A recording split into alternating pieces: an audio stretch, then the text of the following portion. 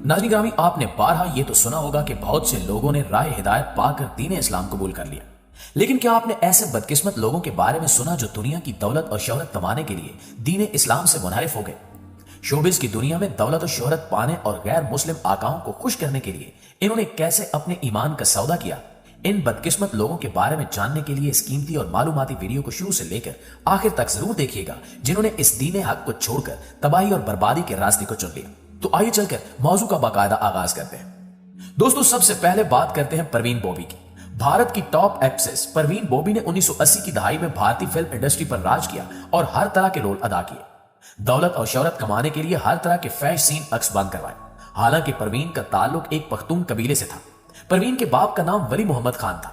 परवीन अमिताभ बच्चन की गर्लफ्रेंड भी रह चुकी है। परवीन की खूबसूरती और जवानी इतनी मशहूर कुन थी कि जो भी देखता दम बखुद रह जाता। परवीन ने अमिताभ बच्चन के साथ कई फिल्मों में काम किया। इसके अलावा कई अदाकारों के साथ इसके नाजायज ताल्लुकात भी कायम रहे। फिल्म इंडस्ट्री को छोड़ने के बाद एक हिंदू साधु यूजे कृष्णा मूर्ति के साथ रूहानियत के सफर के लिए कई ममालिक का सफर किया। यूं इस बदकिस्मत औरत ने इस्लाम को छोड़कर ईसाई मजहब को कबूल कर लिया।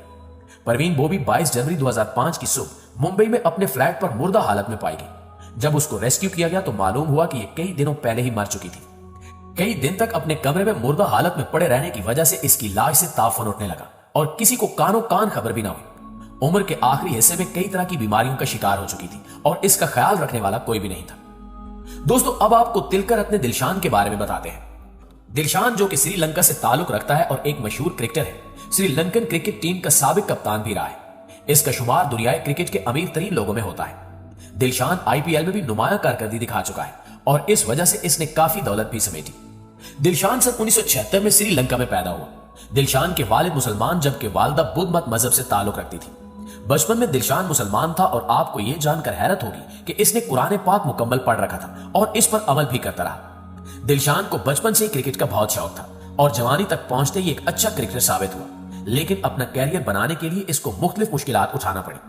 फिर एक रोज इसके क्रिकेट कोच ने इसे यह मशवरा दिया कि अगर क्रिकेट की दुनिया में कामयाब होना चाहते हो तो दीन इस्लाम को छोड़ दो।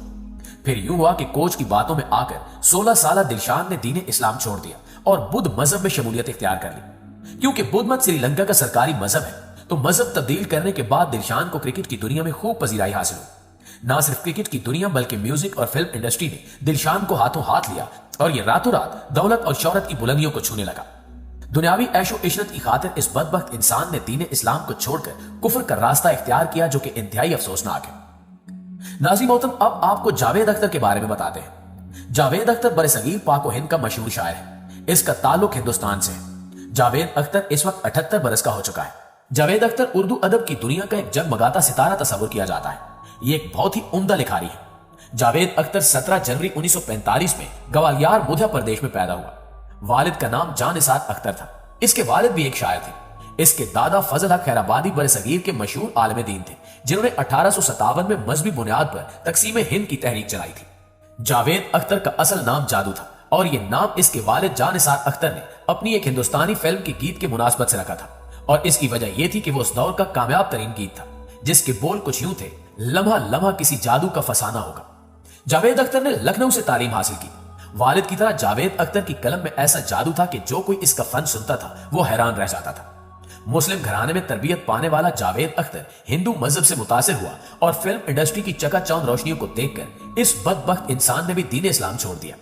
आजकल ये शख्स कहता है कि इस दुनिया में कोई खुदा नहीं है और इसको बनाने वाला भी कोई नहीं है और मरने के बाद किसी से कोई भी एहतिसाब नहीं होगा। जावेद अख्तर खुद को सरेआम मुल्हिद कहता है, यानी कि ला दीन, जिसका दीन से कोई ताल्लुक ना हो।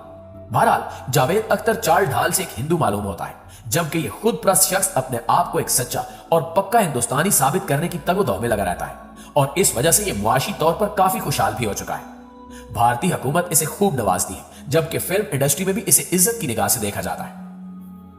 नाज़रीन मोहतरम, अब आपको वसीम रिजवी के बारे में बताते चले। सैयद वसीम रिजवी शिया मसलक से ताल्लुक रखने वाला हिंदुस्तानी है। वसीम रिजवी इंडिया के भारतीय शिया वक्फ बोर्ड का चेयरमैन भी था, लेकिन बीजेपी हुकूमत आने के बाद यह अपना मजहब छोड़कर मोदी सरकार के करीब होता चला गया। इसने इस्लाम के खिलाफ प्रोपेगेंडा करना शुरू कर दिया। इस काम में शिद्दत उस वक्त आई जब वसीम रिजवी ने मुसलमानों की दिल आजारी के लिए नौजुबिल्ला कुरान पाक में मौजूद 26 आयात को कुरान मजीद फुरकान हमीद से हज़फ करने के लिए सुप्रीम कोर्ट से रुजू किया। यह मुसलमानों के खिलाफ घिनौना प्रोपेगेंडा था, इसी वजह से इंडियन मुसलमानों ने एहतजाज किया और इसके सर की कीमत भी मुकर्रर कर दी गई। इसके बाद वसीम रिजवी ने हिंदुओं की मुकम्मल पनाह हासिल करने के लिए गाजियाबाद के एक मंदिर में तकरीब के दौरान बाकायदा ऐलान कर दिया कि वो इस्लाम मजहब को छोड़कर हिंदू मजहब में शामिल हो रहा है और उस तकरीब में बतौर आग की पूजा करके अपने आप को हिंदू साबित कर दिया। भारत के इस्लामी उलमा ने वसीम रिजवी के खिलाफ फतवा भी जारी किया, जबकि वसीम रिजवी को मोदी हुकूमत की जानिब से मुकम्मल पुष्टपनाही हासिल है और अब तो इसने अपना नाम भी तब्दील कर लिया है। इसका हिंदुआना नाम जतिंदर राणा रायन सिंह त्यागी है और इस बदबख्त इंसान ने वसीयत भी की है कि मरने के बाद इसकी लाश को जला दिया जाए। नाज़रीन ग्रामी, आखिर में जिक्र करते हैं ज़ैन मलिक का।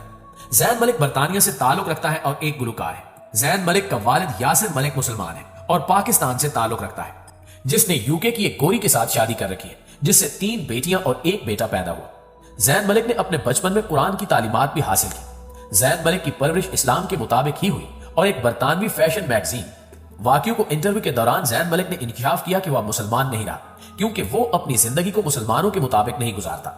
ज़ैन मलिक बॉक्सर भी रह चुका है। एक बार इसने बरतानिया के एक शो में शिरकत की और शो में अपना टैलेंट दिखाया। उसी शो से इसकी शोहरत का सफर शुरू हुआ। शोहरत को संभालने के लिए इसने इस्लाम से दूरी इख्तियार कर ली और खुद को मुल्द कहना शुरू कर दिया। इसके बाद वो एक अमेरिकी मॉडल के साथ रिलेशनशिप में भी रहा, जिसका नाम गिगी हदीद है, और उस मॉडल के साथ 6 साल ताल्लुकात रखे और इन नाजायज ताल्लुकात के नतीजे में ज़ैन मलिक की एक बेटी भी पैदा हुई। इसके बाद आपस में लड़ाई झगड़े की बिना पर ज़ैन मलिक को 1 साल जेल काटना पड़ी। इस वक्त ज़ैन मलिक को दुनिया के टॉप गुलकारों में शामिल किया जाता है। ज़ैन मलिक माहाना लाखों डॉलर कमाता है, लेकिन इस बेपनाह दौलत के बावजूद ज़हनी सुकून से महरूम है और एक बेमानी सी जिंदगी गुजार रहा है, क्योंकि इसने इस्लाम को छोड़कर अपने दलदल का इंतखाब किया और अब खुदा का कहर इस पर बरसा है।